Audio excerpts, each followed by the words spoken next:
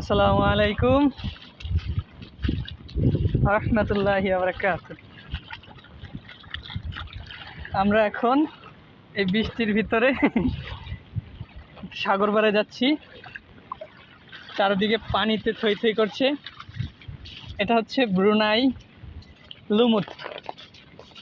এটা হচ্ছে ব্রুনাই লুমুত পান্তাই সাগর পাড়ে যাচ্ছি। যে দেখুন, গত পরশু দিন রাত্র 12টার দিকে বৃষ্টি নামছে, এখন পর্যন্ত বৃষ্টি চলতেছে। চারদিকে পানিতে থই থই করছে। বর্তমানে আমরা একবারে সাগর পাড়ে জুমার নামাজ পড়ে একটু দেখতে যাচ্ছি সাগরের কি অবস্থা।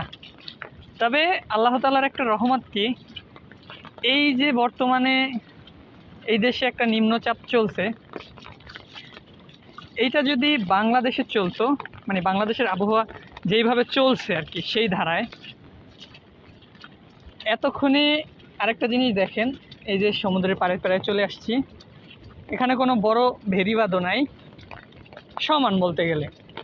তো সমুদ্রের যদি উত্তাল ঢেউ আসতো অথবা ওই রকম বাতাস, তাহলে এই সব জায়গা তো সমুদ্রের পানিতেই ডুবে যেত। আর আল্লাহ তাআলার একটা রহমত, আল্লাহ তাআলার একটা এই দেশের উপরে একটা রহমত যে যতই ঢেউ বা নিম্নচাপ আসুক না কেন, অন্তত পানি ওঠে না। এই যে পানিগুলো পিছনে দেখছেন, এগুলো সবই বৃষ্টির পানি। তো আমরা দেখতে দেখতে অলরেডি চলে আসছি। আল্লাহুম্মা সাল্লি ওয়া সাল্লিম আলা নাবিয়িনা মুহাম্মদ। আজকে পবিত্র জুম্মার দিন, দুরূদ পাঠের দিন। আমরা বেশি বেশি দুরূদ পাঠ করব। সাগরের অবস্থা বেশি একটা ভালো না, চারদিকে মেঘে এবং বৃষ্টিতে অন্ধকার হয়ে গেছে, সাগর পুরা উত্তাল হয়ে গেছে। জুতা তো নেই থেকে কিছু যায় না, জুতা রেখে চলো, যাই আর একটু।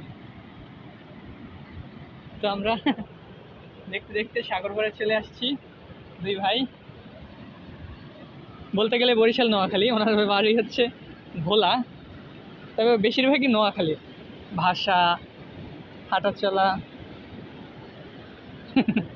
ভয়মান কি লেগা মিয়া, পানি গরম যায় না। এই যে সাগরের পাড় দেখুন, উত্তল ঢেউ,